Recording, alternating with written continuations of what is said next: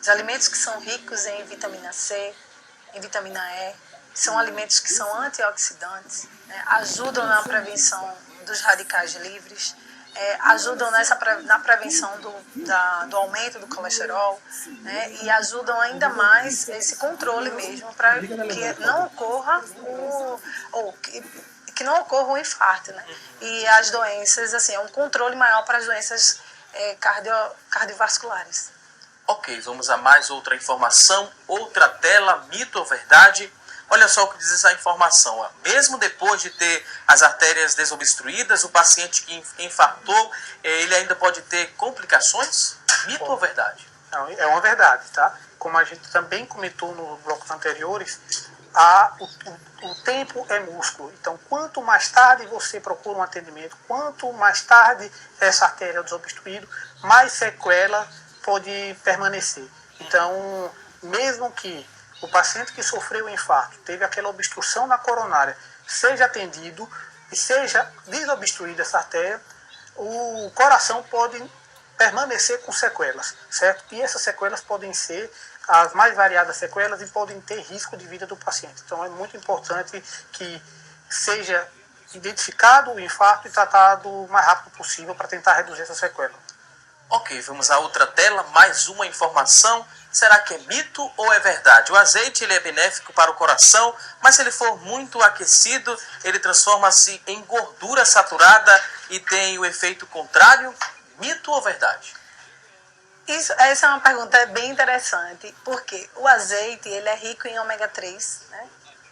Geralmente eu aconselho mais eles serem adicionados, né? A gente consumir eles de forma in natura, né? Mas existem alguns estudos que falam que eles, mesmo eles passando por um processo de calor, não altera, mas geralmente eu particularmente oriento meus pacientes a consumir ele do jeito que ele vem, in natura. Você coloca uma colherzinha de sopa em cima da salada, em cima do feijão, do arroz e consome, para a gente absorver, porque a absorção é melhor do ômega 3. Ok, vamos a mais uma tela. Outra informação, mito ou verdade? O infarto ele pode levar vários dias até ser percebido, doutor? Mito ou verdade? Verdade. Algumas pessoas apresentam características de infarto que a gente considera não clássicas, ou sintomas que são atípicos. As mulheres, inclusive, é uma dessa parcela da população que manifestam sintomas que muitas vezes não fazem com que a gente suspeite. Então, isso pode acontecer. Principalmente, às vezes, quando os infartos são obstruções parciais ou infartos com sintomas não tão exuberantes, faz com que o paciente não procure atendimento e muitas vezes podem ser vítimas de infarto, até infartos silenciosos, que só podem ser identificados em exames no futuro, que o paciente nunca percebeu que infartou. Então, isso é uma verdade. Infarto pode ficar desapercebido por dias e até por anos e só ser identificado por exames de rotina. Ok, vamos a outra tela, mais outra informação, descobrir se é mito ou verdade. É melhor evitar ali as carnes vermelhas, embutidas e também o leite integral e óleo de coco. Mito ou verdade? Depende. Tudo depende da conduta, né, que o médico vai do paciente, né, que vai ser adotada pelo paciente.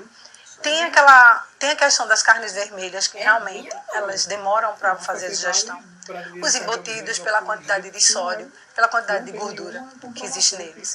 O leite integral, que é a quantidade de gordura também, que aí a gente troca pelos leites desnatados, que são menor quantidade de gordura. O óleo de coco, eu acho ele bem interessante. Não só para quem quer emagrecer ou quem está com doenças cardiovasculares, porque eles também são ricos em ômega 3, né? Só que tem a questão como você vai apresentar ele para o paciente. Nas pessoas que estão passando por esse evento, a gente faz realmente uma retirada por 30, 40, 60 dias, né, até para a gente estabilizar esse paciente, deixar ele dentro da conduta que o médico estabeleceu, mas depois a gente introduz de forma orientada, né, a quantidade ideal para esse paciente. Então, assim, depende. Vai depender do grau da doença. Você está gravando a voz da gente. Ok, vamos a outra tela, mais outra informação. Mito ou verdade, uma forte emoção ela pode desencadear um infarto, doutor? Mito ou verdade? Pode sim. E interessante que a emoção pode ter dois componentes e dois tipos de infarto diferentes. Tanto um estresse pode ocasionar o infarto de forma de obstruir a artéria por coágulos, isso é um infarto convencional que a gente conhece, o estresse e a emoção podem desencadear. E existem entidades como chamada síndrome do coração partido, que pode acontecer até mais proporcionalmente acontecem em mulheres, e que você tem um infarto de grandes proporções e que a artéria não está obstruída. E que gera sequelas no paciente e geralmente acontecem em mulheres de média idade, e que está precedida de fortes emoções. Então, essa síndrome do coração partido também pode ocasionar infartos de grandes proporções, não só a obstrução pela artéria. Ok, vamos a mais uma tela. Outra informação, vamos descobrir, será um mito ou uma verdade? É o que diz essa próxima informação. Pessoas obesas ali, fumantes, com níveis de colesterol elevado e também hipertensas, estão entre as principais vítimas do infarto? Mito ou verdade? Nós temos perceber nessa informação que existe um relato de vários fatores de riscos aí descritos, né? Então a gente consegue perceber que os obesos, os fumantes, os pacientes que têm colesterol elevado, os hipertensos, diabéticos, tudo isso gera uma inflamação corporal muito grande. E essa inflamação, ela se direciona principalmente tanto para vasos do coração, do cérebro, renais, e tudo isso pode resultar em infarto. Tanto que a gente fala em dieta, a gente fala em atividade física, a gente fala em evitar estresse, tudo para evitar a inflamação, alimentos anti-inflamatórios. Então, todas essas características que nós vimos aí são fatores fortes de inflamação do corpo e depósito de gordura nos vasos. E quando se deposita no vaso do coração, está relacionado ao infarto. Quando a gente fala, né, em colesterol, a gente destaca, o colesterol é importante para o nosso corpo, doutor? Todos nós temos colesterol, tá? Então, todos nós temos colesterol, que ele faz parte da nossa célula, da composição da nossa célula. Chama de bom e de ruim, né? Isso. E na nossa avaliação, o colesterol existe, o colesterol bonzinho e o colesterol maligno. Então, a gente, quando faz uma avaliação no sangue, a gente percebe o colesterol chamado colesterol LDL, que é um colesterol ruim. Ele está muito associado à deposição nessas placas de gordura, na aterosclerose dos vasos. E existe o colesterol bom, que é o chamado HDL. Esse colesterol tem um fator protetor. Em pessoas que têm longa longevidade, que têm menos infartos, esse HDL é maior. Então a gente tem que lutar bastante para reduzir o LDL, que está associado ao infarto, e tentar utilizar de medidas para tentar aumentar o HDL. Então a gente tem esses dois tipos de protagonistas. E o colesterol também pode ser controlado pela alimentação, né? Que a gente produz parte do colesterol no nosso corpo e outra parte também vem através da alimentação. Então podemos controlar, né, a parte que é produzida pelos alimentos, né, a gente pode controlar através do consumo racional dos alimentos. Isso. E também quais os alimentos que devemos consumir. Né? Tá. Os alimentos que são ricos em HDL, né, o colesterol bom, são os ômegas 3, são as frutas oleaginosas, né? O abacate, ele é muito rico. No caso, todas as frutas que são antioxidantes, elas ajudam a combater esse colesterol. Então, são vários alimentos aí. E esse colesterol elevado, doutor? Uma curiosidade, né? Se ele está elevado, o nosso corpo ele apresenta alguns sintomas? Normalmente, o colesterol elevado de forma rotineira, ela não apresenta tantos sintomas. Existem alterações genéticas em que o colesterol é extremamente elevado, pode se manifestar no próprio corpo, tá? Mas esses são casos muito raros e estão relacionados a alterações genéticas em que fazem com que o colesterol aumente muito, muito mesmo. Mas, em forma geral, um colesterol mediamente aumentado, um colesterol de forma rotineira, a gente não consegue perceber no corpo alterações. A gente consegue perceber essas alterações em exames de rotina, em avaliações médicas rotineiras, que a gente consegue identificar essas alterações. Aí que mora o perigo, né? Temos que estar sempre preocupados aí, também procurar essa ajuda médica, sempre estar fazendo um check-up, né, periodicamente, para evitar muitos problemas de saúde. Também incluir atividade física, que é muito importante, né, Tatiana? Ok, vamos a mais uma tela. Outra informação, descobrir se é mito ou verdade. É muito difícil prevenir o infarto entre pessoas com predisposição genética. Mito ou verdade? Ainda bem que aqui só diz difícil, né? Ruim se tivesse aí impossível. Mas é difícil, mas é possível, doutor. Isso, é possível sim, assim. Como eu comentei, é uma doença muito complexa, que existem vários fatores, e existem fatores que são modificáveis e fatores que não são modificáveis. Então, as pessoas que têm antecedente familiar muito elevado, ou que já infartaram, têm uma alteração genética e que a gente não pode modificar.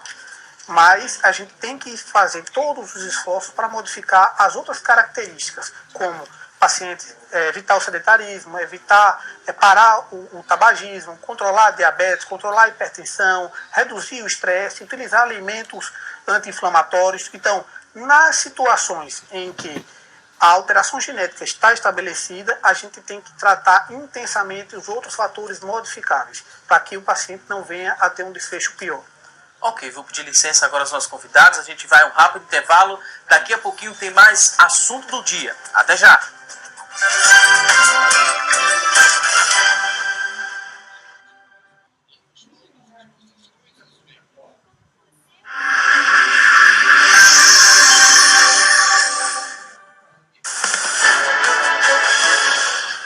Venha participar da festividade do Coral Acordes de Cristo, que será realizado na Congregação da Caixa d'Água, área 26, nos dias 19 e 20 de novembro, a partir das 19 horas. Você é nosso convidado especial. Chegou a liquidação fora do comum Lady Eva Moda Evangélica. Terno 100% poliéster a partir de R$ 199. É o menor preço do Brasil. Camisas sociais Vivace e Vitorelli com descontaço de 30%. Gravatas toque de seda pela metade do preço. Lindos ternos modelo alto brilho, 30% de desconto. Saias, camisas e vestidos de festa com descontos que variam de 10% a 40%. Paguem até 6 vezes sem juros. Liquidação fora do comum Lady Eva. Shopping Costa Dourada e Boa Viagem. Fone 3327-2204.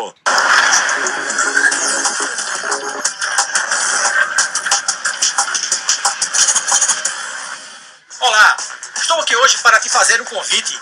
Venha ser representante do Grupo Teleporte ou ter uma franquia de cursos à distância. Temos cursos técnicos reconhecidos pelo MEC, cursos profissionalizantes, preparatórios, cursos de inglês, entre outros. Se você ficou interessado, passe um e-mail para atendimento@grupoteleporte.com.br que entraremos em contato com você. Vem! Quer saber mais sobre escatologia bíblica? Então não perca a oportunidade de adquirir 2 obras completas sobre este assunto. Uma é o livro A Grande Tribulação, do teólogo Saulo Soares da Silva. E a outra obra é Uma Profecia para Hoje, do pastor Abraão de Almeida. Você encontra na editora Bereia, ao lado do Templo Central da Igreja Evangélica Assembleia de Deus em Pernambuco e na livraria Cultura. Não perca tempo, adquira já. Ligue 3797-9595 e fale com nossos atendentes. Editora Bereia, palavras que marcam.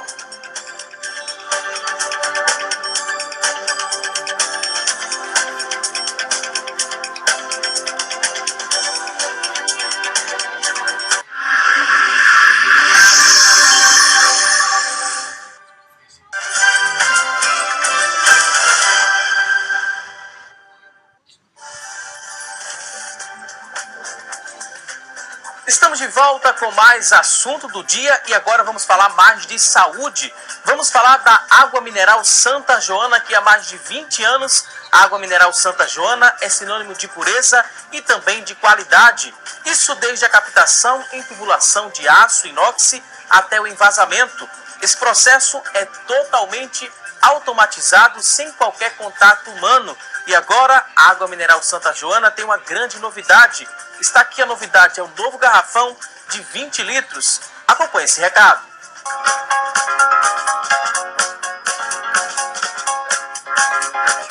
Existem várias maneiras de abrir garrafão de água mineral por aí. Já com o garrafão de água mineral Santa Joana é muito mais fácil e higiênico. A água mineral Santa Joana está com uma grande novidade. É o novo garrafão 20 litros, mais resistente e com uma exclusividade, tampa de rosca. É só girar e pronto. Água mineral é Santa Joana. Pois bem, está aqui a grande novidade, o novo garrafão da água mineral Santa Joana. Ele é mais resistente e também tem essa tampa de rosca, o que deixa esse processo aí muito simples, bem prático. Você que está em casa, é só girar, ó, só girar e pronto. só girou, rosqueou, pronto. É também muito higiênico, muito mais fácil e mais prático para você que está em casa nos acompanhando. Então, peça agora mesmo o seu novo garrafão de água mineral Santa Joana ao revendedor aí mais próximo de sua casa e não pague a mais por isso.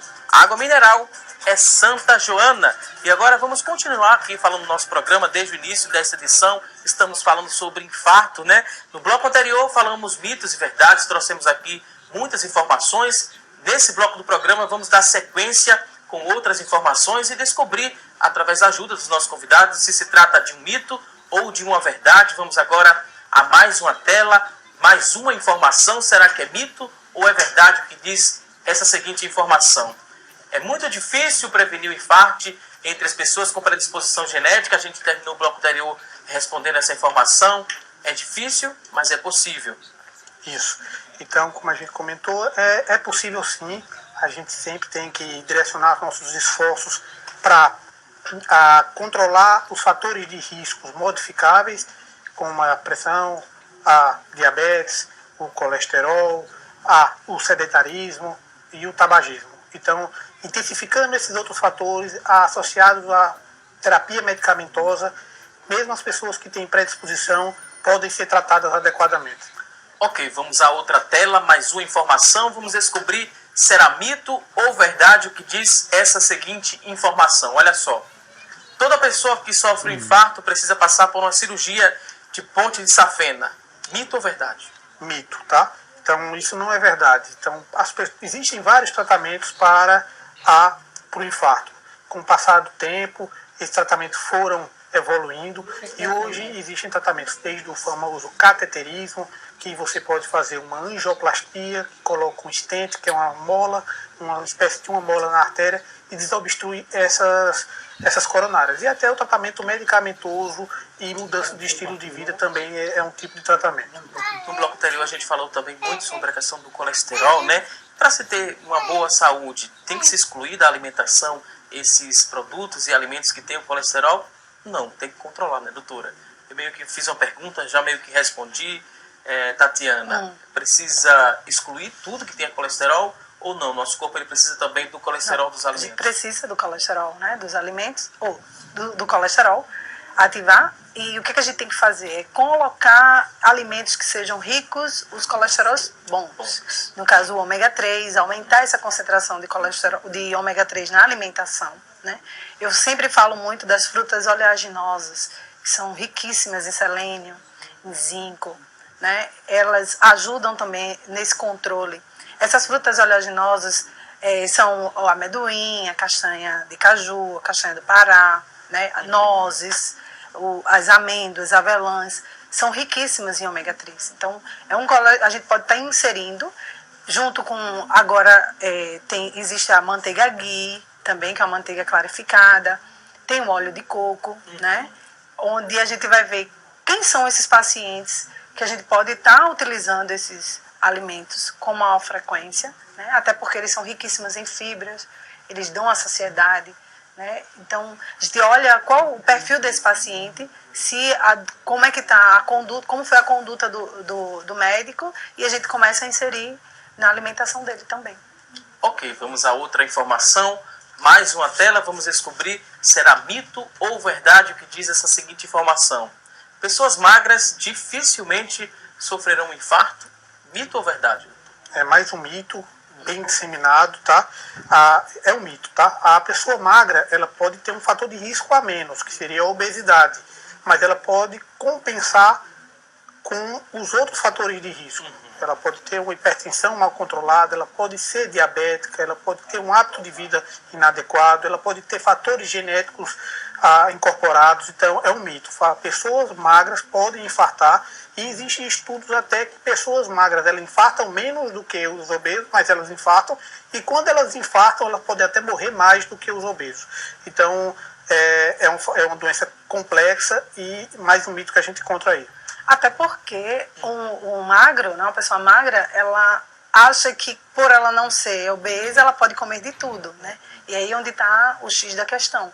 Acaba comendo errado, né, da forma errada, no horário errado, né? Tudo fica inadequado naquele momento e fazer o somatório. E às vezes exagera aí bastante, né? Exatamente. Ok, vamos à próxima tela, mais uma informação.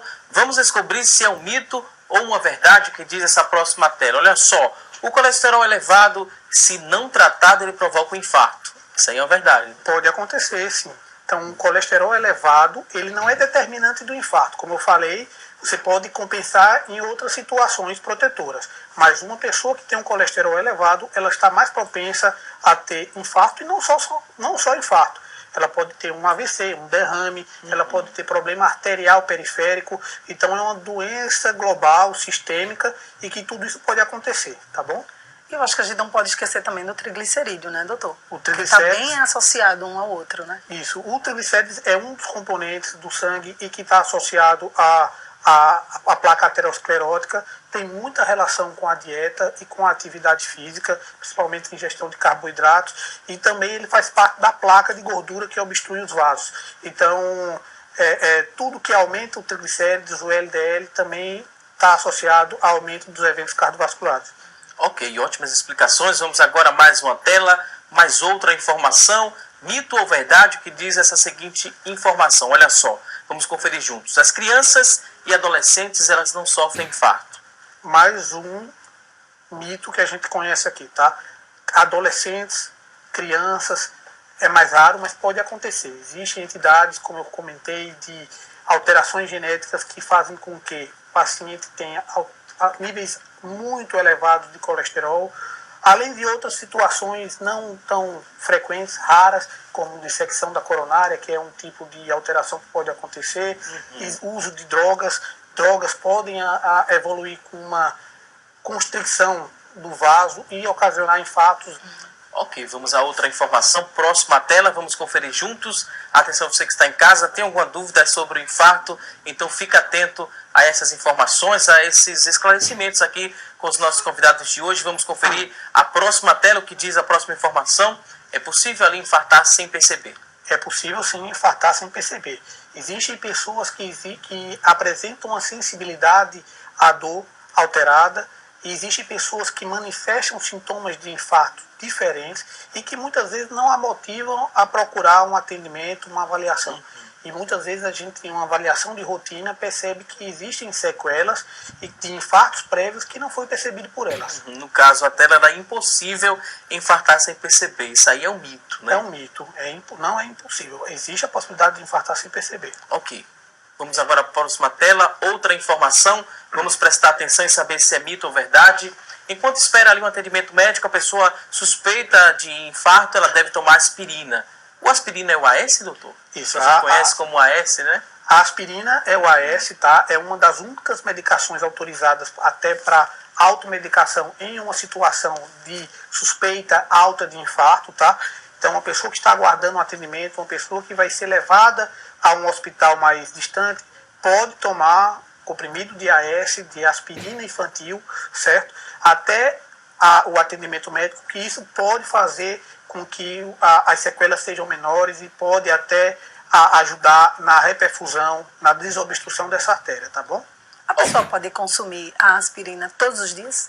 Quando a aspirina é um dos tratamentos para a doença coronária. Pacientes que já infartaram ou que existem alto risco de ter doença cardiovascular utilizam diariamente a aspirina, porque ela faz com que o risco desse evento diminua, principalmente naqueles que já tiveram um infarto prévio. Então é uma medicação que pode ser utilizada quando bem prescrita e bem indicada, utilizada diariamente. Sim.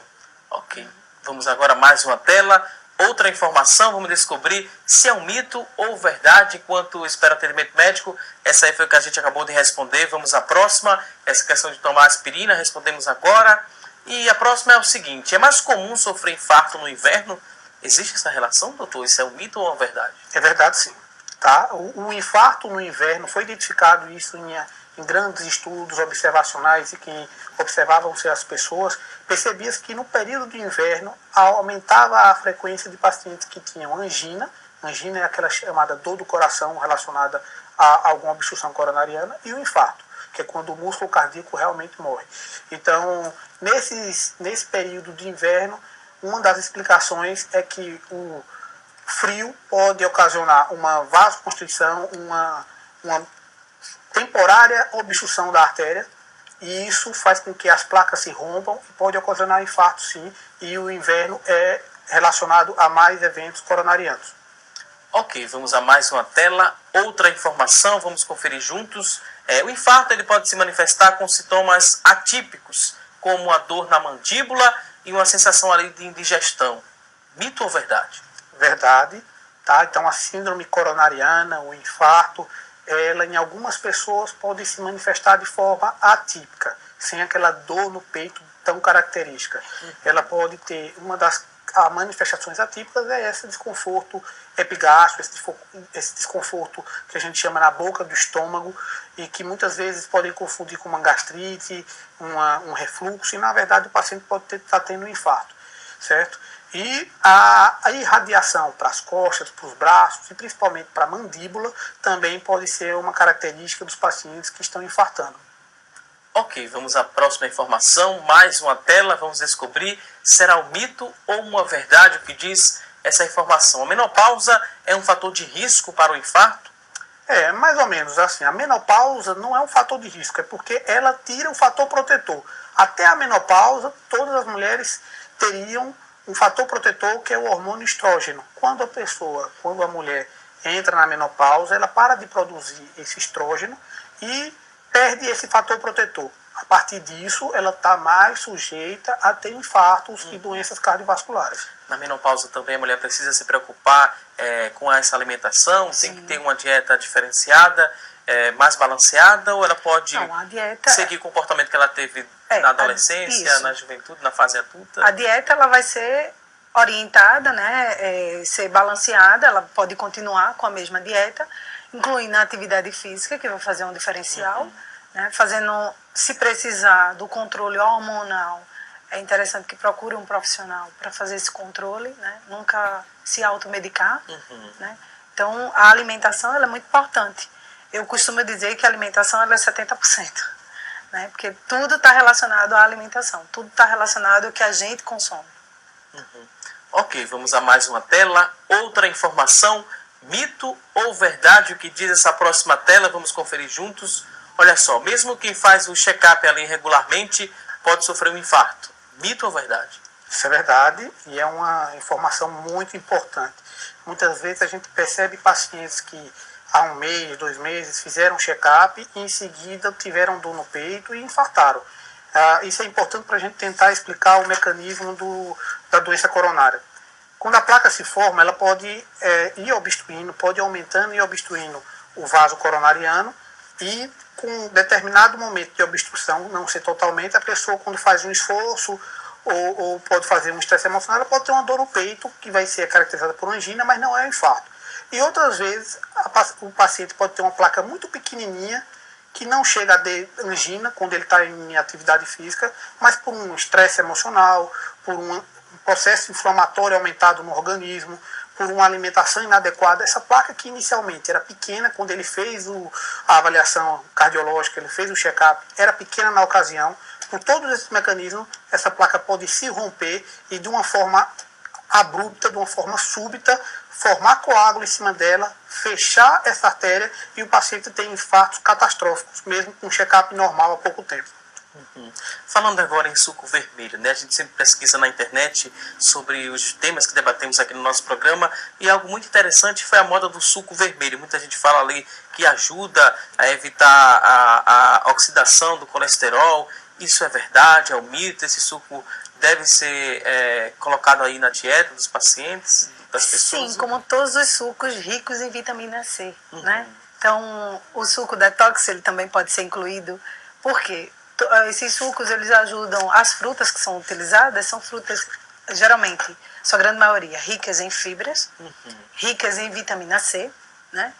Tem a vitamina E, que seria o couve, no caso do suco detox, a beterraba, que a gente pode estar incluindo, as frutas como cranberry, goji-berry, mirtilo, que são frutas ricas em ômega 3, fibra, né, e fibras, Então, esses sucos, eles são antioxidantes, né, que a gente chama, que ajudam nessa questão de prevenção mesmo da doença e na questão para quem quer emagrecer, tem todo esse contexto, né, que é um suco que tem qualidade nutricional. Ok, doutor André, existe alguma relação ali entre o AVC e o infarto? Tem uma relação? Que relação é essa, se existe? A gente considera as doenças cardiovasculares. Nas doenças cardiovasculares existem tanto o infarto, o AVC, a doença renal, a doença arterial periférica, são doenças do vaso, do sistema circulatório. Todo esse sistema circulatório pode ser inflamado, todo esse sistema circulatório pode ter placas de gordura e dependendo onde essas placas de gordura atuam, ela pode ocasionar um sintoma. Então, se uma placa de gordura é determinada no coração e chega a obstruir o vaso, é um infarto. Se ela se deposita no cérebro, no vaso do cérebro, ela pode ocasionar um AVC ou um derrame. Se ela se deposita nas pernas, pode ocasionar uma insuficiência vascular periférica. Doutor, todo infarto ele vai deixar ali alguma sequela no organismo ou não é regra? Não necessariamente, tá? O infarto, como eu comentei, existe a frase do tempo é músculo. Quanto mais rápido você tratar, menos sequelas e menos consequências você vai ter, principalmente naqueles infartos de grandes proporções em que a artéria está totalmente ocluída. Então, se o paciente tem um tratamento adequado, tem uma reperfusão, que é uma reperfusão, uma abertura do vaso de forma eficiente, de forma rápida, o paciente pode não ter sequelas no coração de maneira nenhuma. Esse paciente ele não conseguiu prevenir aí o infarto, sofreu um infarto, ele deve também se preocupar com a alimentação, vai ser diferenciada após esse infarto? Sim, é onde a gente vai agir com mais intensidade nos alimentos, né? Colocar os carboidratos complexos, dar uma diminuída na gordura que ele vinha, né? Organizar da forma geral a sua alimentação, que é difícil a gente estar mensurando aqui o que é que a gente vai colocar, né? Porque a gente, como eu te falei antes, a gente tem que analisar o histórico da pessoa, né? Como é que ela se alimentava antes e o que é que a gente pode retirar, até porque é uma mudança de hábito que vai ser brusca, porque aí ele vai ter consciência por conta da doença em si, mas assim, é interessante que ele tenha a consciência da doença para poder assumir essa alimentação a partir de agora, uma alimentação diferenciada do que ele consumia antes do evento. É preciso mudar a alimentação, a gente falou desde o início do programa, né? Falando em prevenção, é preciso também praticar atividade física e após essa pessoa sofrer um infarto, ela deve evitar a atividade física ou ela pode continuar fazendo essa atividade ou reduzir o impacto dessa atividade? Como é que funciona essa questão na prática? A atividade física após um evento do infarto tem que ser avaliado individualmente. Vai depender da dimensão da sequela, vai depender das características do paciente. De forma geral, o paciente, logo que sofre um infarto, não necessariamente vai poder fazer atividades de alta intensidade nos primeiros 30, 45 dias. Mas de forma individualizada, vai ser reavaliado e a atividade física e mudanças de hábitos de vida do evento até o resto da sua vida é muito importante. E existem relatos, existe uma literatura muito intensa de reabilitação pós-infarto, faz com que o paciente tenha um melhor desfecho, melhor qualidade de vida, viva mais. Então, todo esse aparato pós o evento é muito importante e a nosso objetivo é que o paciente viva normal após o infarto. Ok, vou pedir licença agora aos nossos convidados. A gente vai a um rápido intervalo. Daqui a pouquinho tem mais assunto do dia. Até já!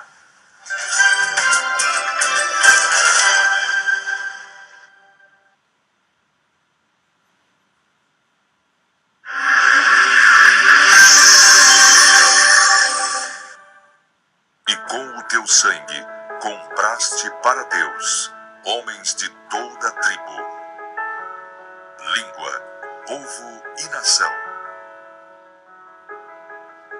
Ore, envolva-se, faça missões. Igreja Evangélica Assembleia de Deus em Pernambuco, uma igreja missionária. Há 127 anos, o Brasil deixou de ter um rei. Saiu da monarquia e passou a ser república, com Teodoro da Fonseca, seu primeiro presidente. 15 de novembro, Proclamação da República. Feliz a nação que tem o Senhor como seu Deus. Salmo 33, verso 12. Oremos pelo Brasil.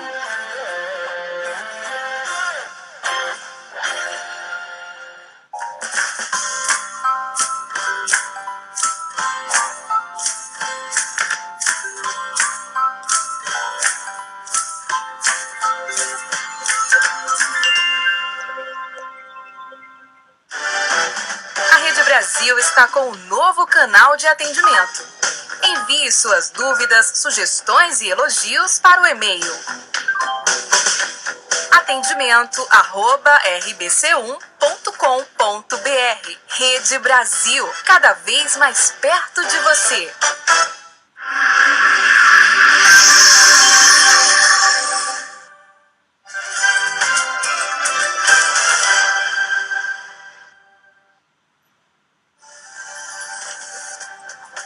Estamos de volta com mais assunto do dia e agora vamos direto aprender a preparar um frango pizza no quadro Receita do Dia. Acompanhe!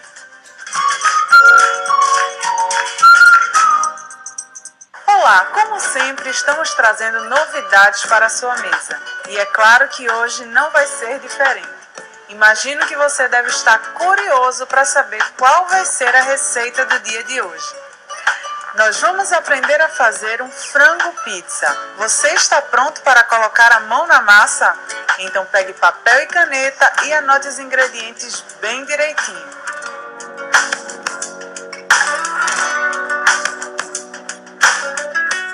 O bom deste prato é que ele é versátil e pode ser servido tanto no almoço como no jantar. E esta receita serve bem 5 pessoas, então dá para reunir toda a família e saborear esta delícia. E nós vamos precisar de 500 gramas de filé de frango, sal a gosto, pimenta do reino a gosto, 2 colheres de sopa de azeite, 340 gramas de molho de tomate, 200 gramas de queijo mussarela ralado, 2 tomates cortadas em fatias e orégano a gosto. Nós vamos começar a receita de hoje temperando os filés de frango com sal e pimenta.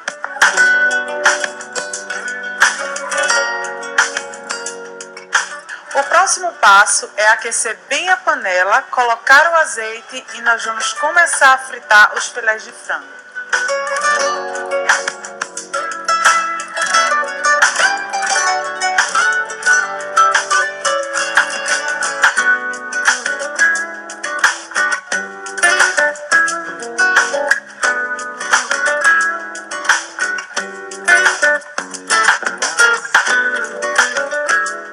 O próximo passo é a montagem do nosso prato. Nós vamos começar colocando no refratário molho de tomate. Em seguida, nós vamos colocar os filés de frango.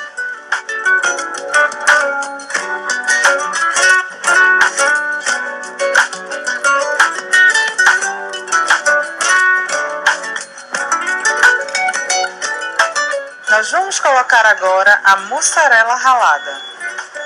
Agora nós vamos fatiar os tomates e colocar por cima.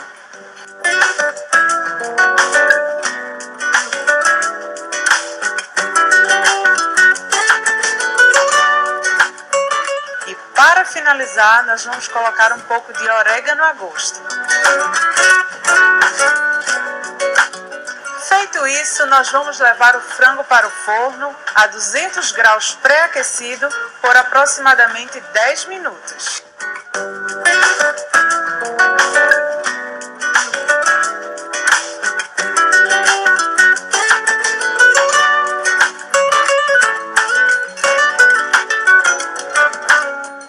O nosso frango já está pronto, pena que vocês não podem sentir o cheiro.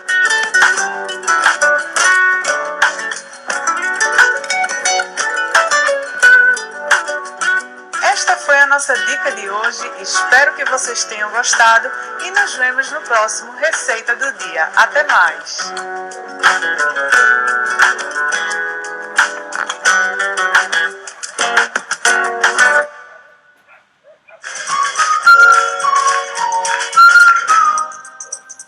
Pois bem, mais uma vez, muito obrigado aí a Luciana Luna por mais uma receita aqui no nosso programa. Mais uma receita deliciosa no quadro Receita do Dia. Você que está em casa, perdeu algum detalhe desta receita?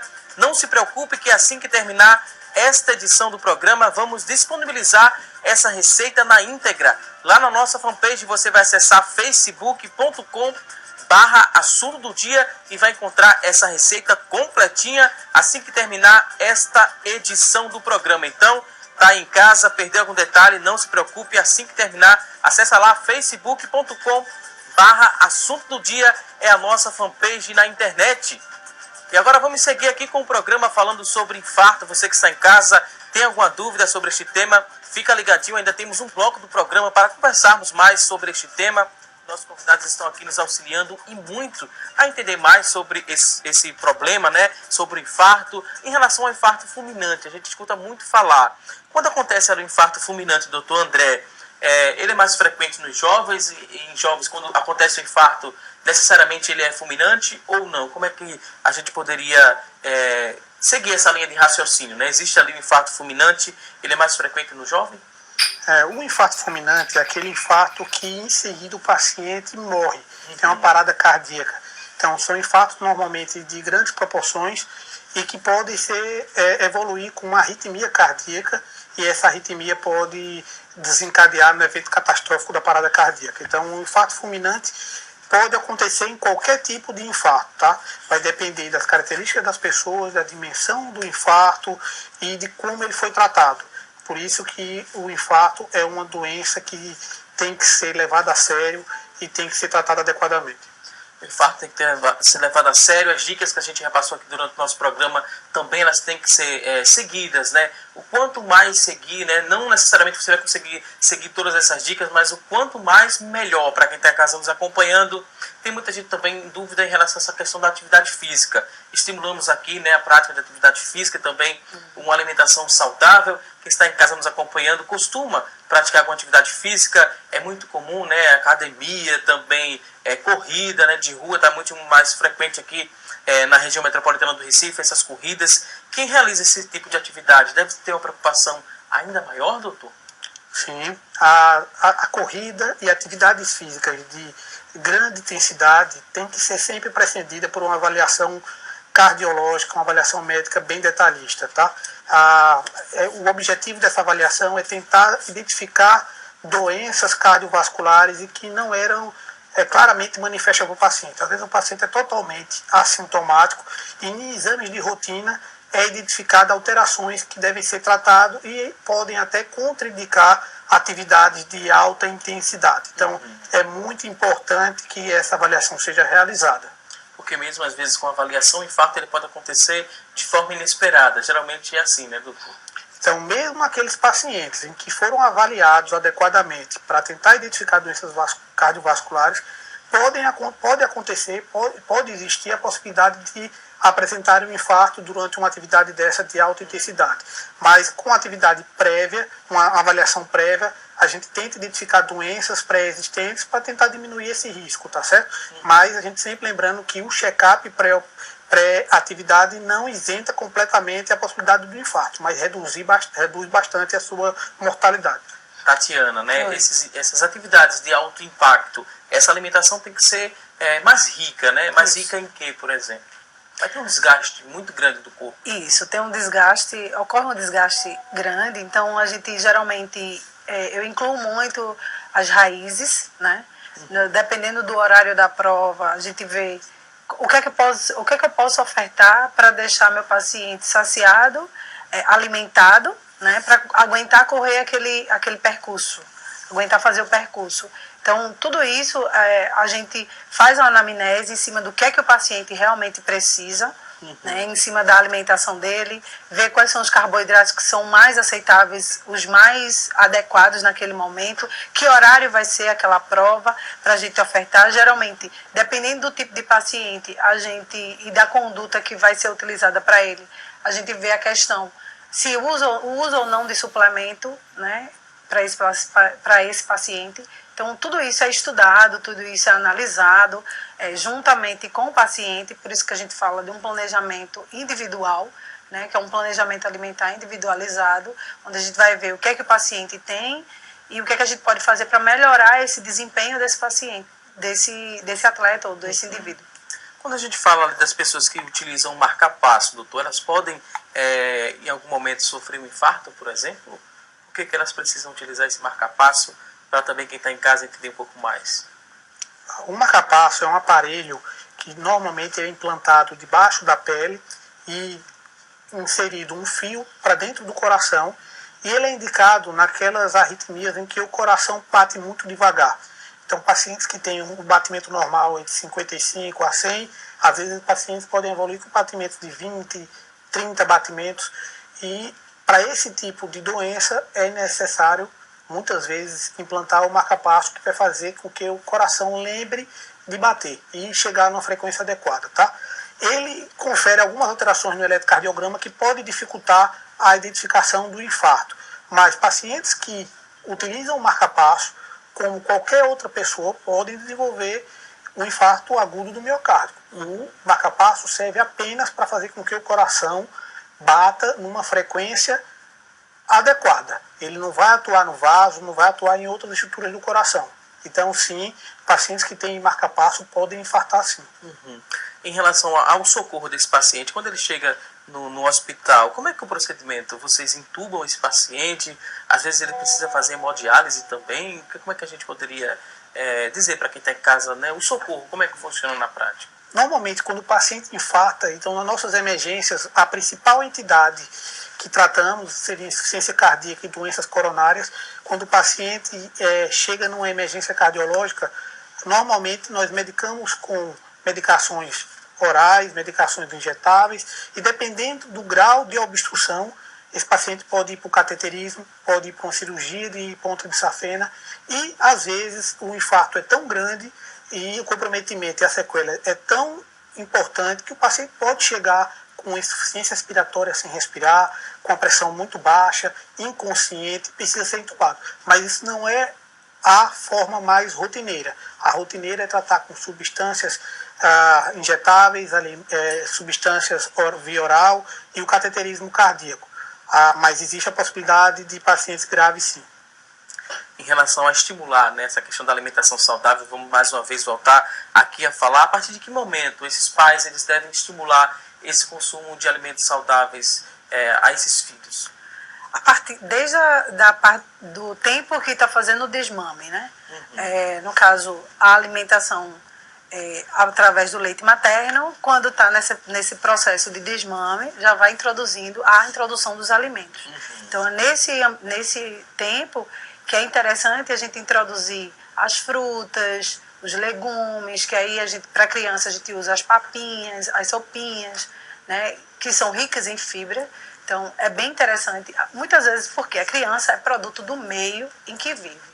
Se a gente tem uma alimentação, se a família tem uma alimentação inadequada, consequentemente, essa criança ela vai ter uma alimentação inadequada também. E geralmente a criança ela olha muito a questão dos pais, o que é que os pais consomem. Então, é bem interessante. Não adianta você ter na sua casa uma mesa de frutas, se você que é pai, é mãe, não senta junto com o seu filho e não introduz nenhuma fruta, não come na frente deles. Muitas vezes a gente vê, eu faço atendimentos domiciliares, eu costumo ver a mesa repleta de frutas, onde os pais não consomem e querem que os filhos consumam. Então, isso é bem interessante. Eu costumo dizer que criança é produto do meio onde ele vive, né? Uhum. Se os pais têm o hábito de se alimentar correto, consequentemente isso é passado para os filhos também. Então aí é uma dica muito interessante, comam junto dos seus filhos, tenham os horários, respeitem esses horários de refeição, que é o café da manhã, que é bem importante para a gente que mora aqui no Nordeste, onde o calor e o gasto calórico que a gente tem durante o dia é muito grande. Então, um bom café da manhã inserido com frutas, né, as raízes, né, que aí entra a banana cozida, ou banana da terra, como a maioria das pessoas conhece, o inhame, batata, macaxeira, tudo isso de forma adequada, né? Retirar os carboidratos simples, que são os pães, bolachas da mesa, que são as farinhas que a gente chama, né? Inserir mais os carboidratos complexos, onde eles ajudam nessa questão, por ter uma concentração de fibra bem maior, né? Porque existe, o certo é a gente consumir 25 gramas de fibra por dia. Então, as frutas, verduras, na hora do almoço, os pais estão sentados junto com seus filhos para se alimentar, para ver o que é correto, né? Porque geralmente a criança ela vai se adequando ao produto onde ela está inserida. Se vê um ambiente adequado e uma alimentação balanceada, ela também vai começar a ter esse hábito e vai começar a adquirir. Ok, por falar ainda em colesterol, a nível de curiosidade, né, 70% do colesterol que o nosso corpo produz, ele produz ali no fígado, né, doutor? E 30% que é através da alimentação que a gente ingere, que vai gerar ali o colesterol, que o colesterol é a substância gordurosa que reveste ali a membrana das células e sintetiza ali a matéria-prima de hormônios e também de sais bilares, né? Existe alguma doença relacionada ao fígado que dificulta a formação, a produção desse colesterol, doutor? Normalmente existem doenças e alterações genéticas que fazem com que o fígado produza muito mais colesterol do que, né, não deveria ser utilizado. Então, a gente chama de dislipidemias hereditárias, de hipercolesterolemia familiar. Então, existem essas alterações que, em atuação no fígado, faz com que ele produza cargas exageradas de colesterol, certo? Tem esteatose hepática também, né? A própria esteatose, que seria uma deposição de gordura no fígado, faz com que você também produza mais colesterol. Ela pode ser a causa, como pode ser consequência desse aumento de produção de colesterol. Nesse bloco do programa, a gente meio que faz uma revisão do que a gente já conversou até agora. Aí, dentre as informações que a gente coletou ali na internet, uma interessante que eu destaquei aqui é essa questão de manter a alimentação saudável. É importante trocar ali a gordura saturada por produtos de origem vegetal, evitando ali gordura trans também. Outras dicas que a gente poderia repassar para quem está em casa, como vocês bem frisaram, né? Não fumar, fazer exercício físico, perder peso também é muito importante. Para você que tem essa preocupação aí com o infarto, quer prevenir o infarto, siga essas dicas, né? Manter uma alimentação saudável, trocar gordura ali saturada por produtos de origem vegetal. Isso. É muito importante também evitar a gordura trans. A gente não falou muito ainda da gordura trans. Onde é que a gente encontra a gordura trans que deve ser evitada? Nos molhos, esses preparados, né?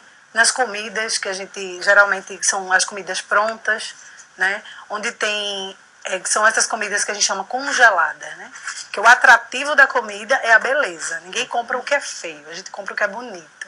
Geralmente o que está ali bonito, né, dentro do congelador no supermercado, ele está cheio de gorduras, né, gorduras saturadas, e ao aumento exacerbado de sódio também, dentro desses alimentos. Então, geralmente os molhos são comidas que a gente chama pré-prontas, né? São pré-cozidas. Ok, revisão das dicas de alimentação em relação à atividade física agora, doutor.